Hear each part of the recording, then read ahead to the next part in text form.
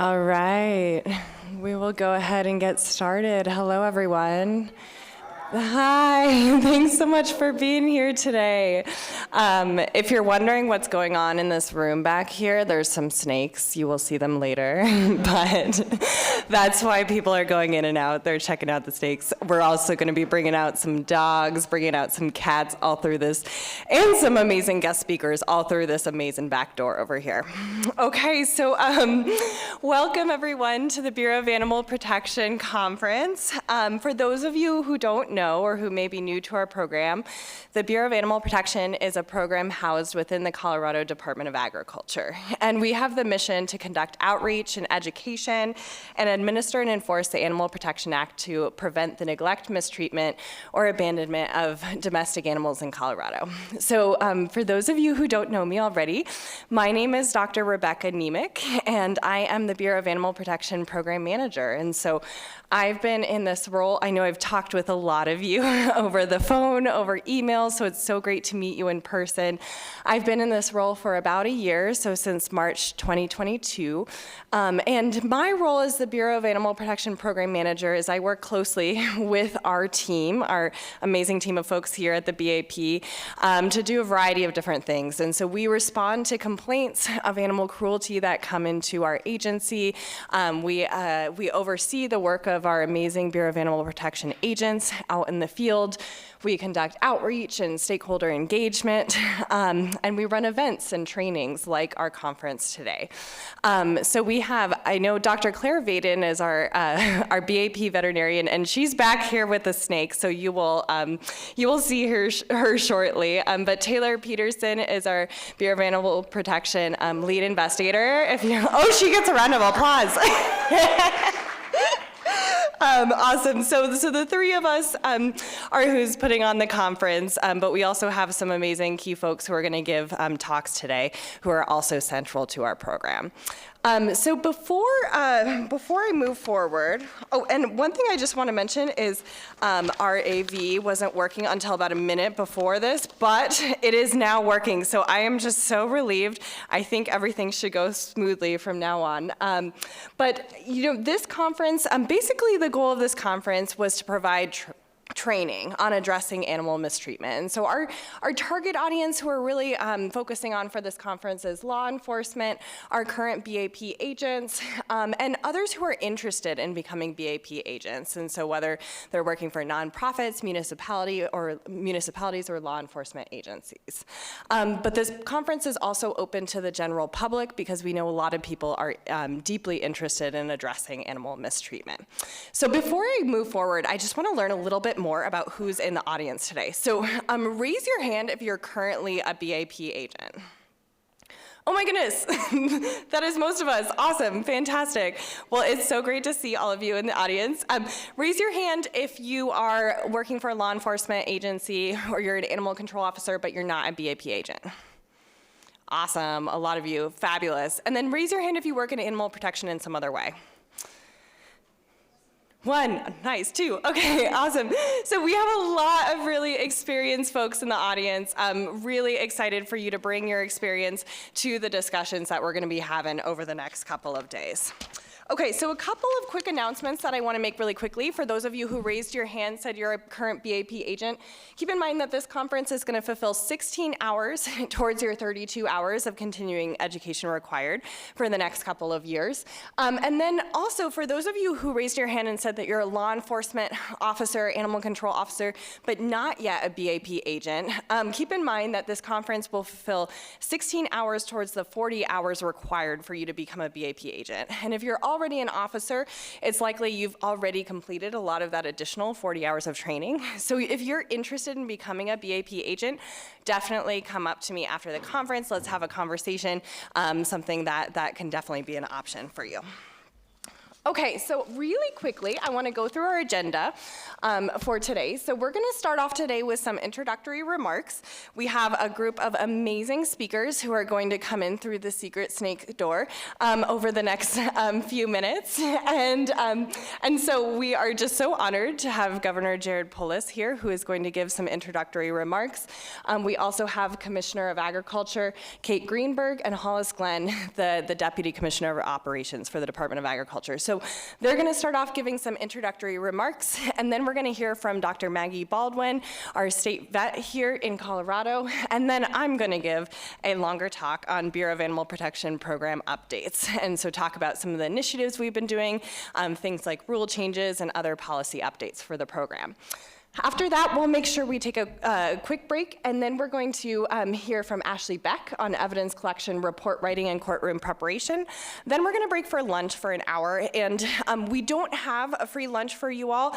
I apologize for that, but we do have lots and lots of snacks, including lots and lots of donuts. So if you're good for having donuts all day, we got you covered. Okay, and then we're going to come back at 1 p.m.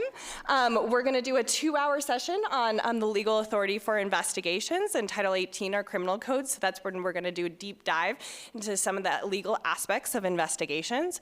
And then after that, we're going to finish with our exciting culminating session run by our very own Taylor Peterson and Dr. Claire Vaden, and that's when we're going to bring out some of the animals and do some fun hands-on things. Okay, fabulous. And then couple other quick things. Tomorrow, I'm not going to go through this detailed agenda, but I want to note a few things. The first is we start at 8 a.m., so bright and early tomorrow morning. So make sure that you get here at 8 a.m. rather than 9 a.m. The good news with starting really early is that we're out earlier, so we won't be here till 5 p.m. tomorrow. Okay, and then one other thing that I want to mention is do make sure you have signed in, especially if you're a BAP agent and want your certificate for attending. If you haven't signed in, go ahead and find Taylor, and she will make sure that you are signed in. And make sure that you parked in Lot N. That's that parking lot on the other side of the building across the street, because that is the public parking lot. And then the last thing is our whole conference is going to take place in this room, except for our Friday afternoon session run by our Colorado Humane Society folks. And that's going to be a hands-on session on equine handling, body condition scoring. That's going to take place across the street in that building over there in the equine facilities. But otherwise, if you need to leave, come and go, just come back to this building and you should be just fine. Okay. So, without further ado, I would like to dive into some introductory remarks. And so what I'm going to do is start off with our Commissioner, Kate Greenberg, and invite her to the podium here. So I'm going to go into the snake room, invite her over, and then give a quick introduction.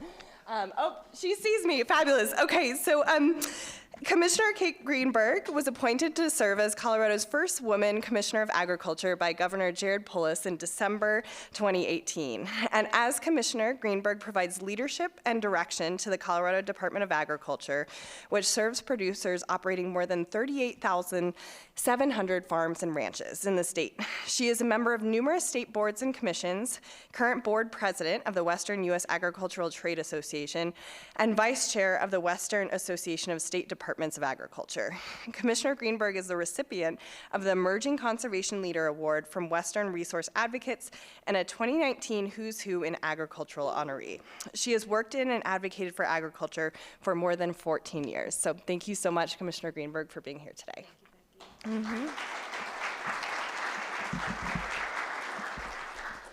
Hi, everybody.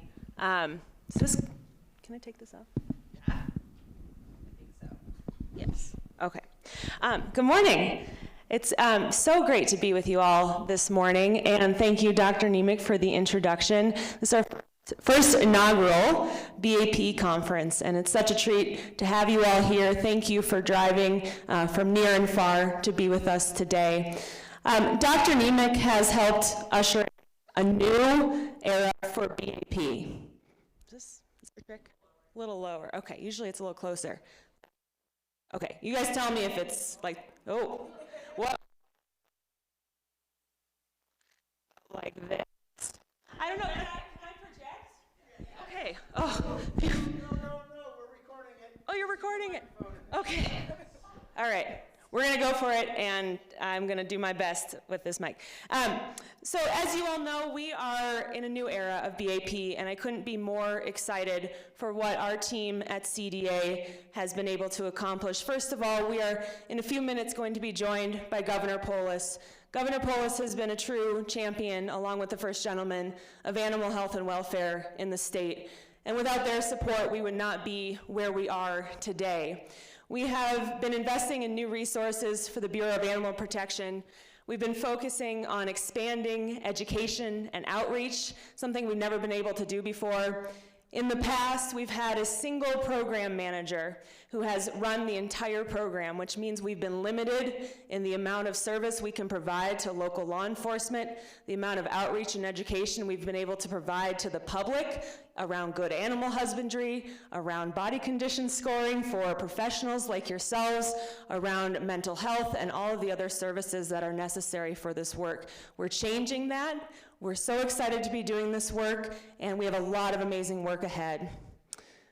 As you know, we are a state that is committed to the work of animal welfare, and we couldn't do it without you. We have Nick from our PACFA program here.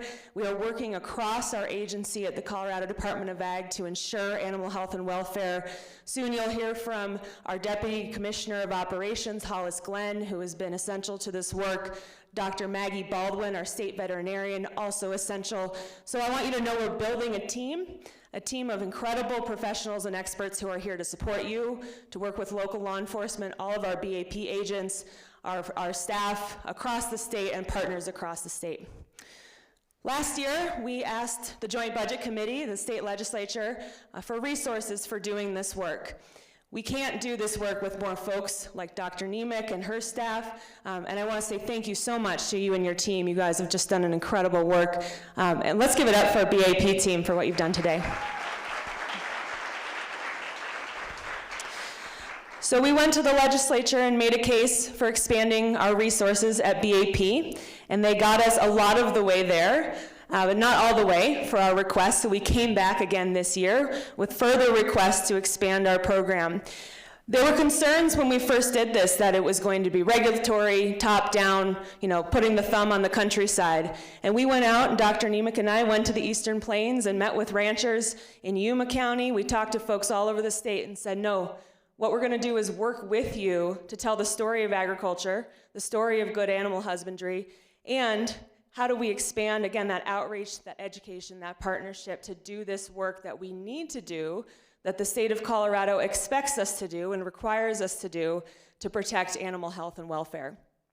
So that's the foundation we're building. We're doing that with a phenomenal team and incredible partnerships. And again, none of this could we do alone. We rely on each of you every single day in your home communities to be working with our teams at the Colorado Department of Ag, so that we can meet those goals, protecting animals, working with our communities, getting people the services and the resources they need, and not assuming one thing or another or being limited in our response because of our resources.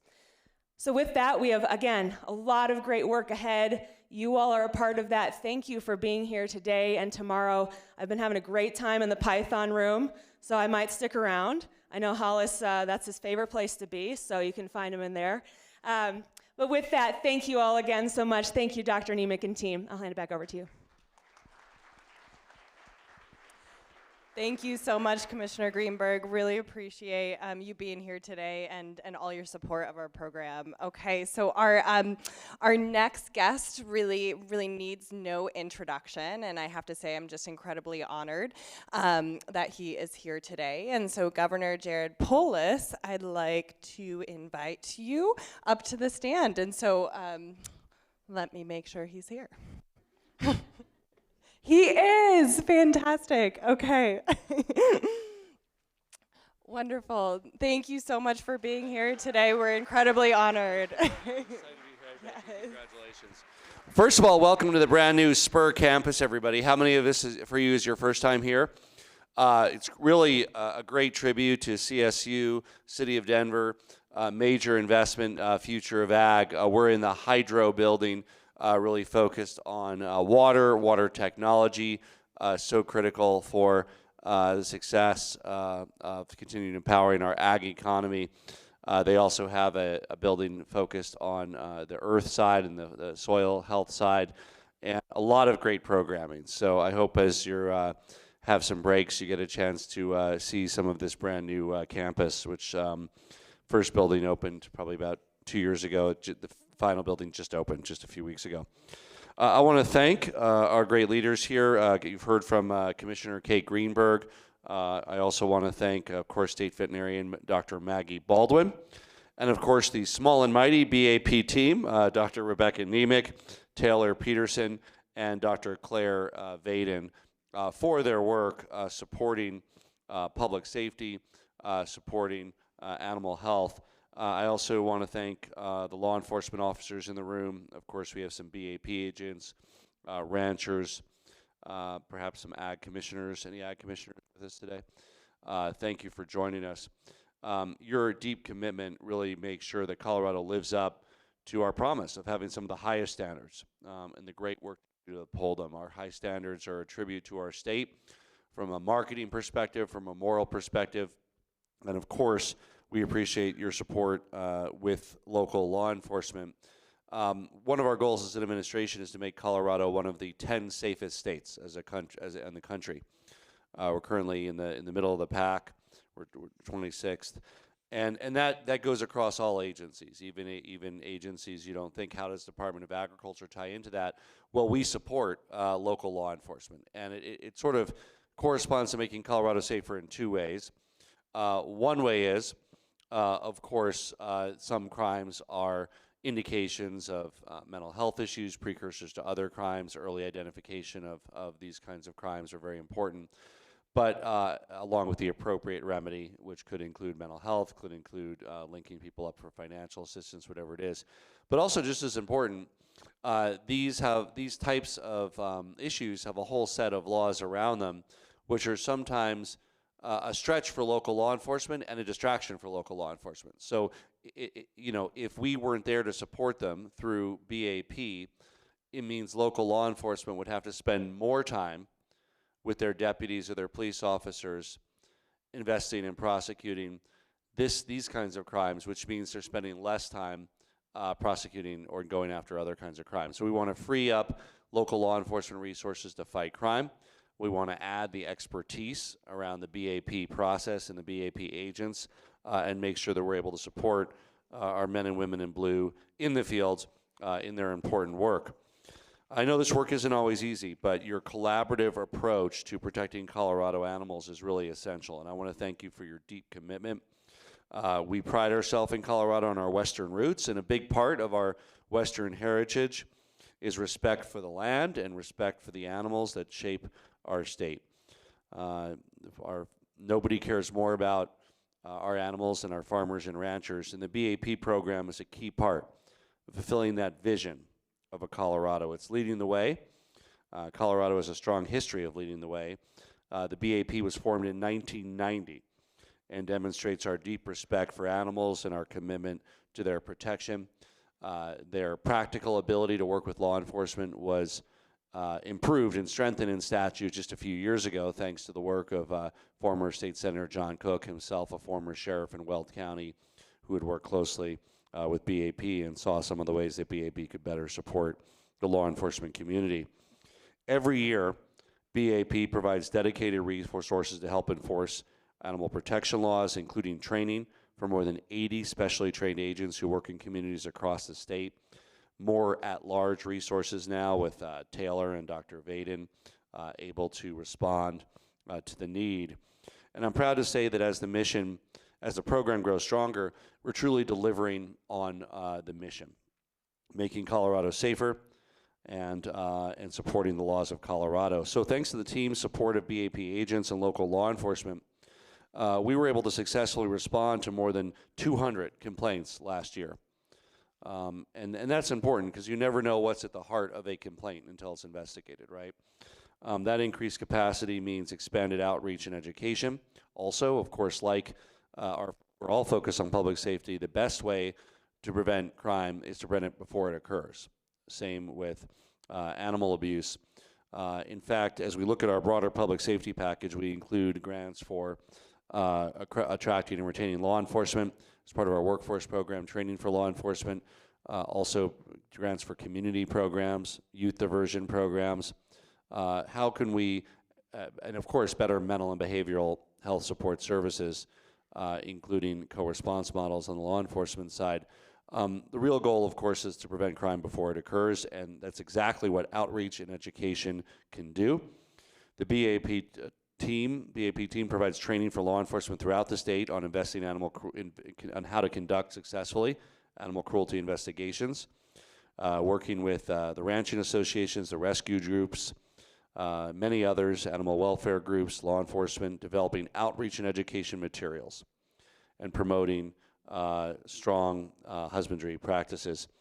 And we have a storied history of animal protection in Colorado, whether it's the PACFA unit over at Department of Agriculture that deals with pet animals, whether it's Bureau of Animal Protection. We know that our success in this effort means the success of Colorado. It means making Colorado safer, it means protecting animals, it means reducing crime, it means making Colorado safer for all of our residents. And I want to applaud the work of Dr. Niemiec.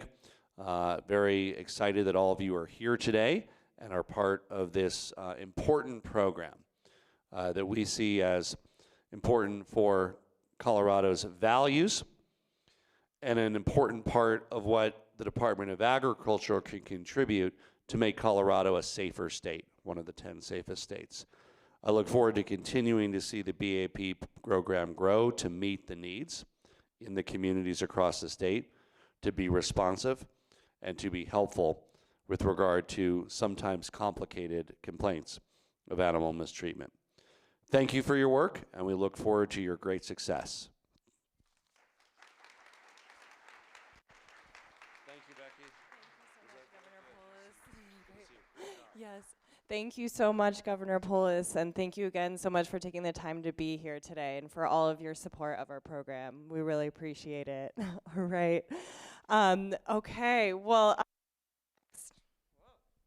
our next speaker is Hollis Glenn, and Hollis Glenn is. I've got an introduction for you here. Hold on. I should have this memorized by now. Okay, so I'd like to invite up Hollis Glenn, and Hollis has served as the Deputy Commissioner of Operations for the Colorado Department of Agriculture since February 2022. Before this, Hollis was the Director of the Division of Inspection and Consumer Services for the department. Over the past 6 years, Glenn has overseen a number of regulatory programs that provide economic protection to agricultural producers and ensure Colorado consumers receive products that are safe, properly labeled, and sold in an honest manner.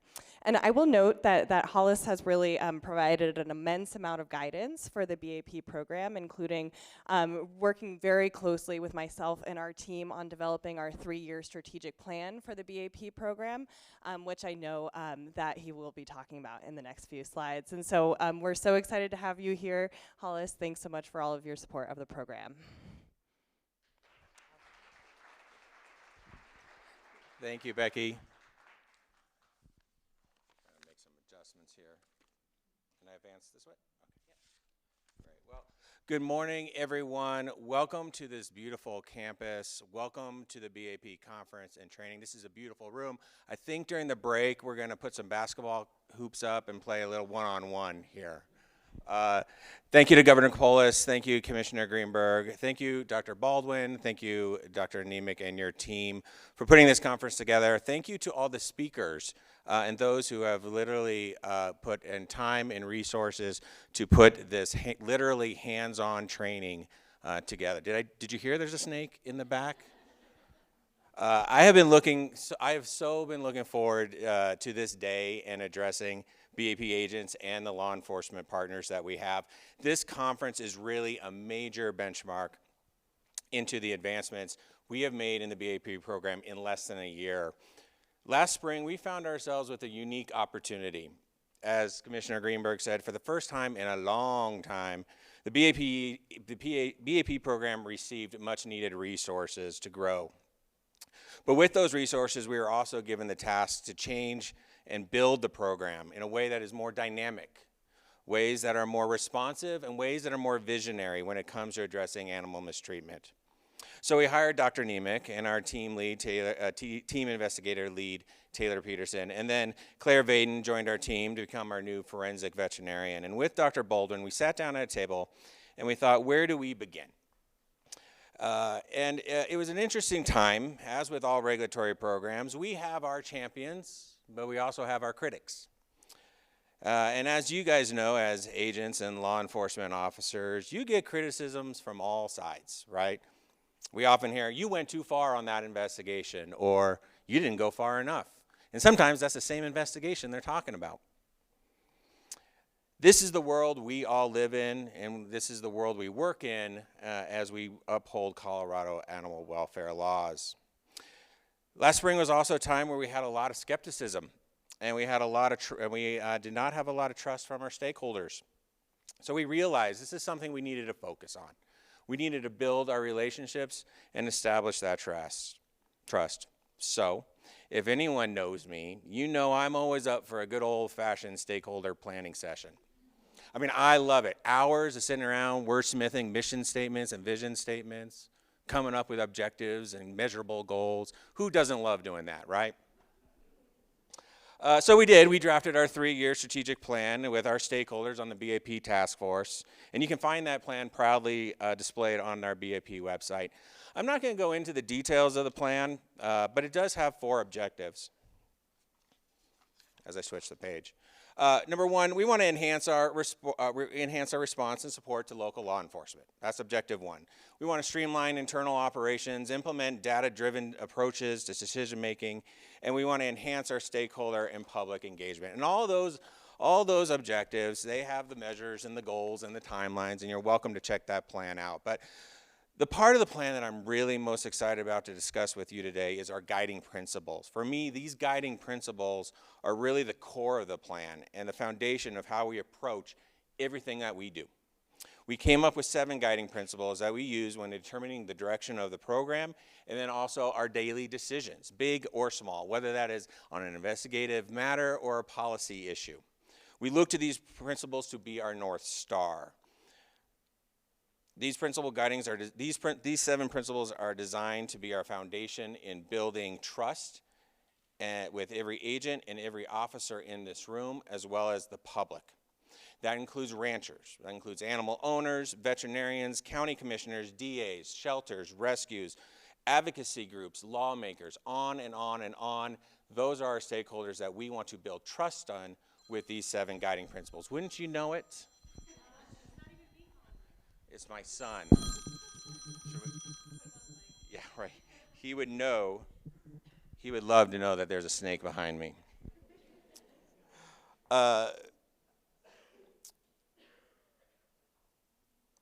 And so with the remaining time, what I want to do really quickly is briefly get into these principles. And why do I want to share these principles with you today? Well, 1, they speak to the direction the BAP program is going. And I want you to be aware of them. But also, more importantly, I want you to hold us accountable to these guiding principles. Let us know when we fall short. Decision-making is not easy, especially with this program and the line of work that we are all in. We know we're not going to get everything right, and we're not going to do everything perfectly. But we will use these principles and your accountability to help reduce those errors. We will do better with you having our partners make sure we are accountable. So what are these guiding principles? Number 1. Empower communities and stakeholders to recognize, report, address, and prevent animal neglect and mistreatment. Principle number 1. We think in decision-making, what can we do with the resources we have to empower those communities in recognizing abuses? We look at those resources and we offer those resources to you, to the public when we can.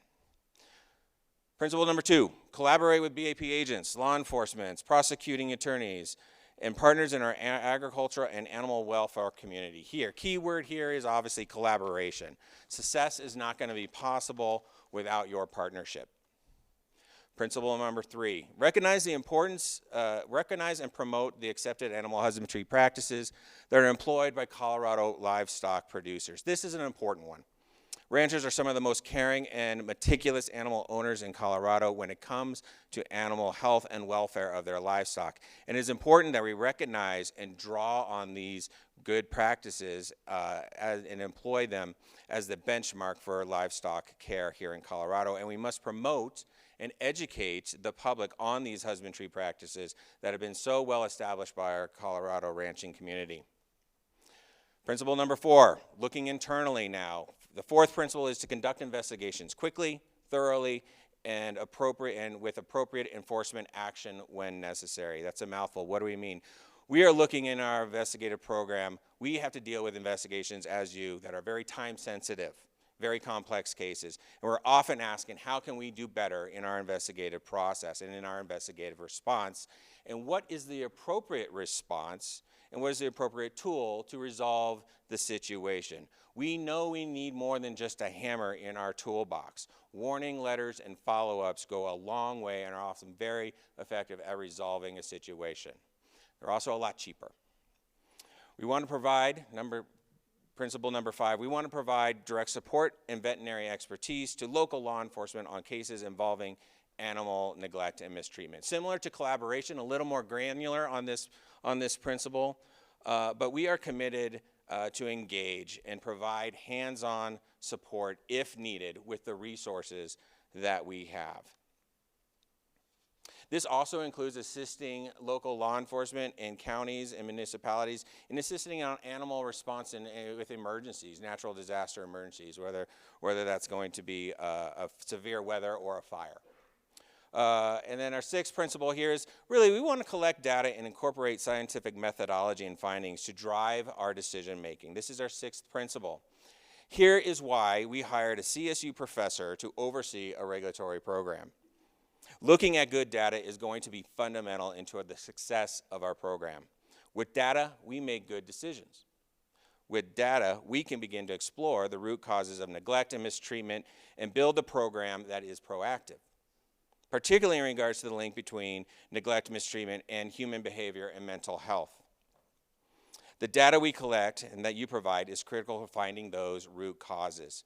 And this effort speaks to the scientific research and expertise that Dr. Niemiec brings to this program. This shift in thinking away from investigative response to preventative efforts is really going to be the key to our success. For example, we saw that there is a need for mental health assistance in neglect and mistreatment cases based on feedback that the BAP agents recently gave us in a survey. We hope to begin funding this legislative session for mental health assistance that all of us can use on our cases. 7th principle, final principle, is really to ensure transparency and consistency in BAP actions, right? Almost a no-brainer. But we rely on this principle a lot in our decision-making process. We have to be consistent in our responses. We have to be transparent in our responses. So newsletters, websites, open meetings, data sharing, these are all efforts that we have made just in the last 8 months to build the transparency, to build the consistency of the program, and to build that trust with our partners and the public. It is amazing how we ask ourselves all the time, what guiding principle is applying to the decision we're trying to make? We rely on these daily. They are such an important part of the work that we do, who we are, and where we're going with the BAP program. So thank you for letting me share these guiding principles with you today. Thank you for your partnership, really. I hope you guys have a terrific conference. I hope you guys learn a thing or two new, but I also hope that you walk away at the end of this energized and hopeful and positive about where we're going in the future together in partnership. So thank you very much. Have a great conference. Dr. Niemiec, thank you so much for letting me speak.